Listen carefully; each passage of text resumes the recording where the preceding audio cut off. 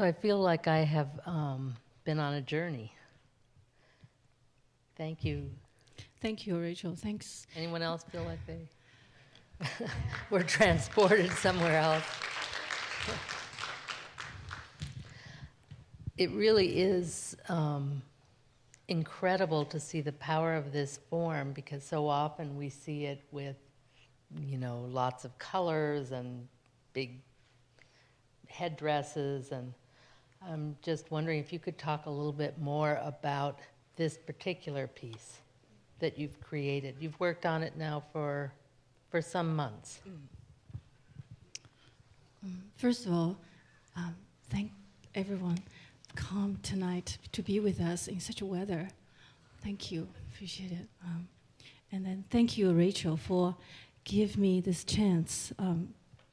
Just really give me chance, and also not only give me a chance, but also understanding me, give me space to this valuable place for me to just be with myself for months of February, just to work, just keep asking one question for myself: what are you doing? Or what do you want to do?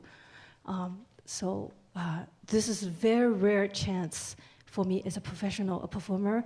Usually we are in a room to rehearse with many other people, many other group of people to so-called collaboration.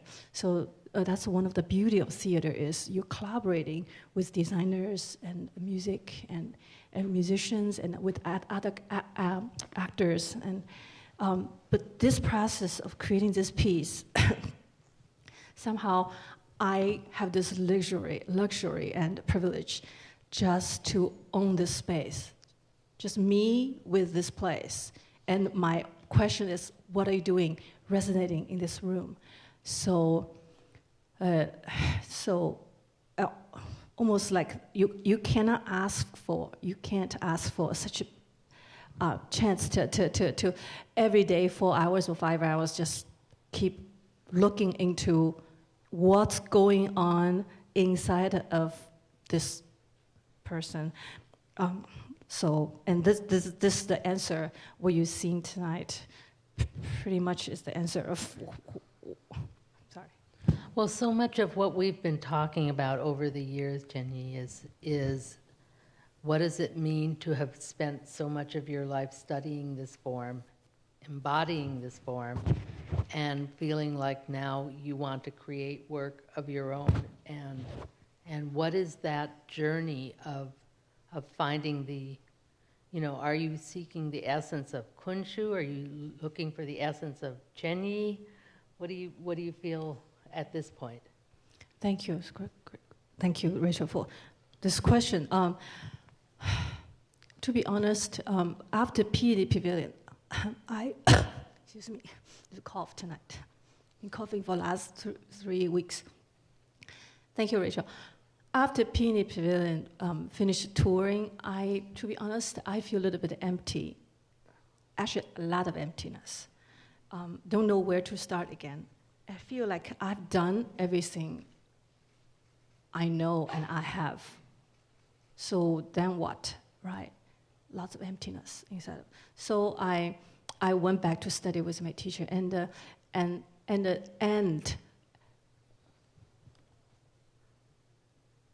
when I feel like there's nothing to, almost feel like nothing to live for, is what bring me back is the light I've seen my teacher perform when I was very little, when I was like 12 or 13 years old. When I this is Hua Wenyi. Yeah, Madam Hua Wenyi. When I saw her not very many times. Soon after that, then she went to live in the United States.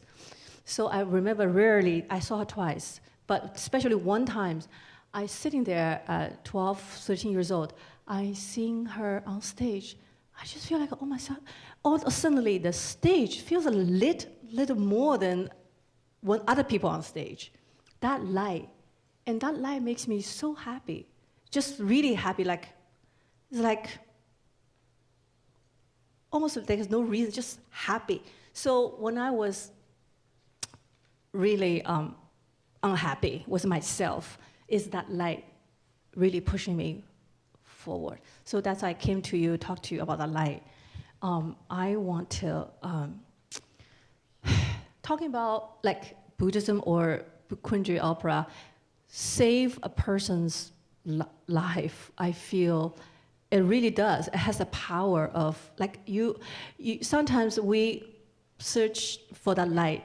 Some people maybe whole life. I am willing to whole life just to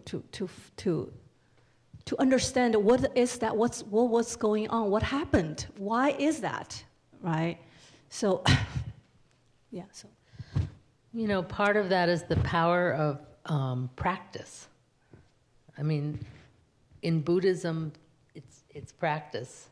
It's not just abstract. And in the study of Kunqu, it's also, you know, a devotion of, you know, of an embodiment. And earlier, when we were backstage, you were talking about sort of the similarity of the line and the sense of almost calligraphy. excuse me, sorry. Maybe I can get you some water. All right, so it's very hard to explain, but I say to Rachel that Chinese other kind of theater, I don't know, but Chinese opera theater, the stage is so bare and so open. It's square. It's completely open to audience to view. So anything we do on stage, especially Chinese opera, is a lot of line, right? Line this, line that, line here, line there. The stage is so open. If you not be careful, if you're not careful, what you do will be so wiped out by the stage. It's just that brutal. So out of maybe it's fear or concern or tear, we have a tradition of a culture of add things on. We're trying to add, or use clever mind to make sure that every single corner, every single movement, every single line, every single music note is decorated, so that we will be significant, so audience can see us. And each generation will learn that, along with the form. By doing so, there's one thing majorly missing is you do kind of like that kind of style. Then what you're missing is your true face, your true heart. You know, after years of practice this type of I myself, that's why I feel lost. I feel like I never get a chance to see my own face. I never get a chance to see what's really happening inside of me. I never get any click. There's no click. Everything is so well thought out. So that's why I tell myself, I'm already in New York. I made it in New York. I have to figure this out. This place has provided so much to me. I don't waste a little bit of my life in New York. I have to solve what is this light? What's inside of me? What's going on? Can I see the truth of myself? So then I do look into Buddhism. And these days I feel overwhelmed if I need to talk about Buddhism because Buddhism is so rich and so condensed. It's just so big. I feel a little pressure to talk about. So all I say is all I can say is about myself. Like when I came out, walking on stage is quite easy, just walk, right? But when I turn, I was just terrified because there's so many ways I can turn. Turn the corner, turn 45 degrees, and then strike, and then turn a little bit more, and then strike. There's so many clever ways I can do. I don't want these things. I just want find out one pipe to bring me, this performer. Who is she? Bring that, find out one pipe, bring me out through that one pipe, out onto this very open, terrifying stage. Sorry. So that is so much the essence of, in my mind, of what people try to describe mindfulness. You know, the idea of being so aware of that one thing turning, you know, right. and being so deeply involved. And the moments in silence, I will ask some of you too, but those moments in silence are so incredibly powerful. I kind of like the cell phone rings, though. Like what? I like the cell phone rings. Oh, you like the cell phone? Some people. Yes, like me. we could be mindful of those too. There is some practice that says, you know, just be aware of everything. Right. Yeah, it's really beautiful. I'd actually like to open it up to some of you, if you have any thoughts or questions, since this is so early in the creative process, and this is something very new, and very courageous. Thank and you, Rachel. Incredibly beautiful. Thank you. Questions from any of you? Yes. Yes, I had a question. We're just recording it. That's why we use them. Hi, I have a question. When you came on the stage, you had very deliberate steps, which is a form of meditation in a way. And then toward the end of your performance, you were moving your hands in certain gestures and finger movements. Are those finger movements part of mudras in Buddhism? Or is it part of the dance? So this story, thank you very much for this wonderful question. Can you tell them not to play music right now? It's time to mindfulness to look into myself. It's a mess. It's hard enough. All right, so it's okay, basically this is a Buddhist story of an older master meditate in the moonlight, and he turned into essence of a pool of pond water. And his students saw the water, the students was in awe, and he threw a little rock into the lake. The next day the master came back from, wake up from meditation. He felt a huge backache. And then he went back to meditate. And he turned into pond water again. And the students was able to take the rock out. And then the master is healed. And to me, this story, I read it moved me so much, is it's so simple, like the student, it's just so simple. It's like an opposite, I told Rachel already. It's the opposite of this Buddhist story of the origin of Zen is some monk offered a golden lotus to the Buddha, and the Buddha saw the lotus, and he put it here. And the rest of his disciples are freaking out. They say, "What happened? What is Buddha doing this? What does it mean? Nobody understands." One disciple understood. I shouldn't say understood because that's not Buddhism. He smiled. So that's the story of 拈花微笑. So, and then Shakyamuni Buddha told him, so you are my successor for the Zen Buddhism. It's not for spoken language. So I think this story I read it, I was just so simple. It's like the opposite of this offering a lotus. It's like this little monk offering a little rock to the master and then make a great wish. And same time, he has lots of doubt inside of him, like, how you do that? How can someone so accomplished, can make such a wonder as the corporeal body can turn into a pound, a beautiful light, it's so sublime. How does he do that?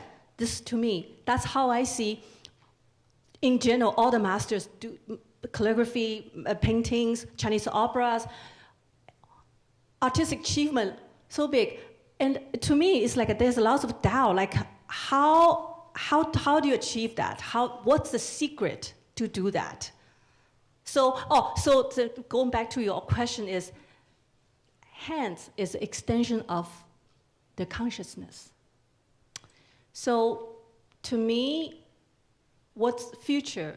In future, if you ask me what do I interested in theater is, how do I quiet my mind down? Quiet down. Kill. I can use the kill in things. It's Zen Buddhism. You can use anything to say. You can kill the mind and let the body live. Let the vitality of the body live. Inside of the body and vitality, there is a wisdom and there's compassion. Let it shine. Let it out. That's the light. It's not here.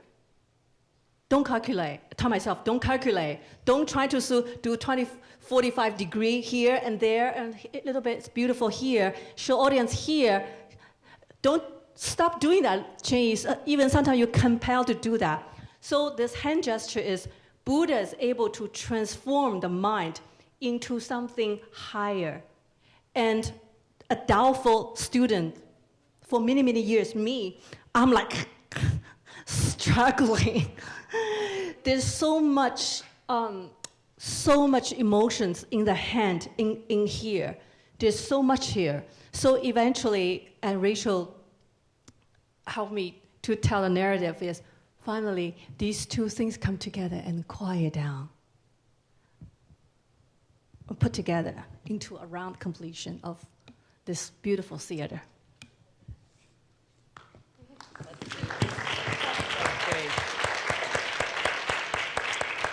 Yes.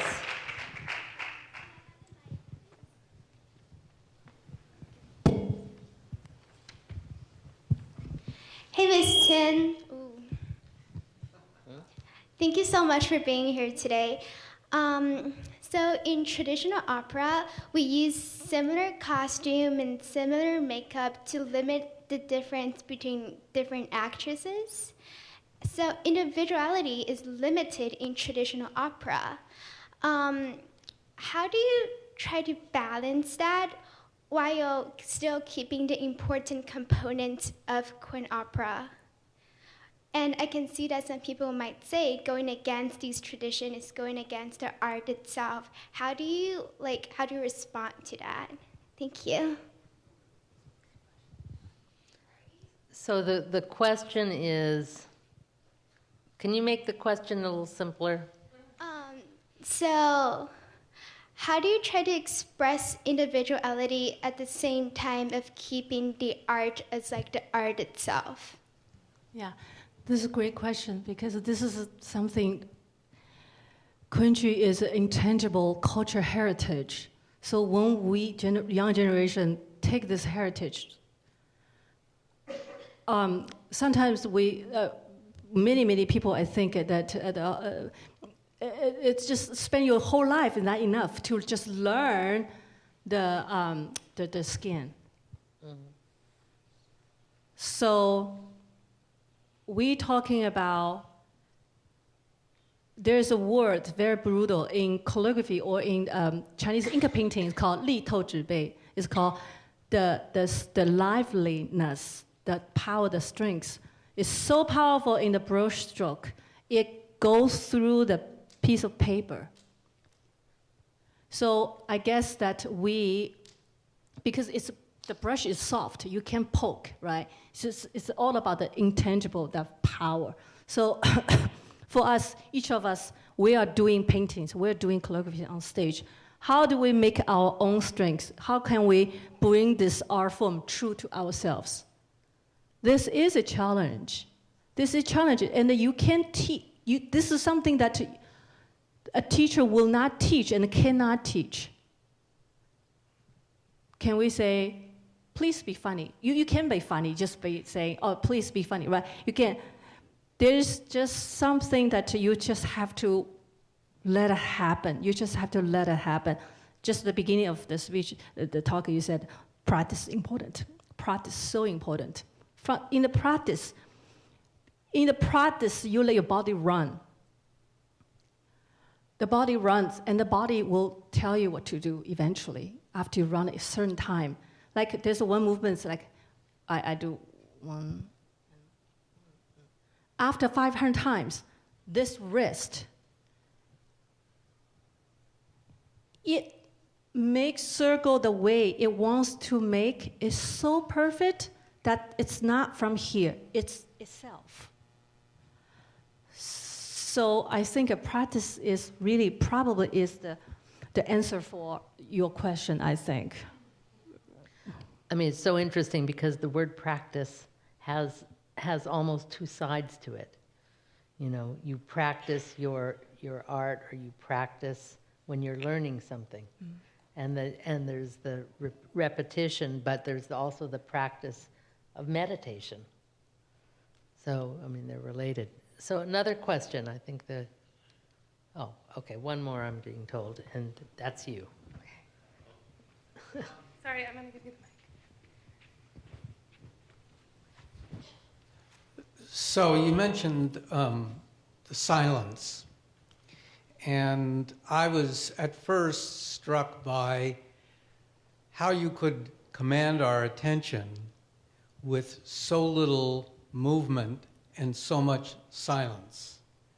And I was wondering how you calculate when you're, for example, how long you're going to stand still or whatever. Now, from what you've said, I'm taking it to mean that you don't calculate, but that you have the nerve to stand there until your body tells you to move. And that is awe-inspiring to me. Thank you.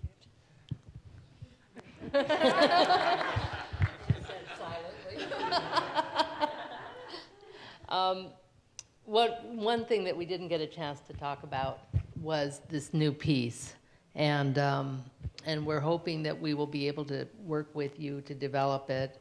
And but there's something about, and I think many of you would agree, there's something about that magic of seeing it tonight in this very pure form of something, and then hearing you talk about it was it felt like, it didn't feel like a work in progress. It felt like we were witness to a work. Thank you. So,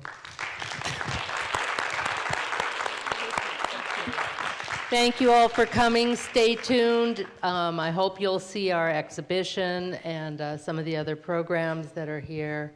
And I think the snow has stopped falling, so. Thank you.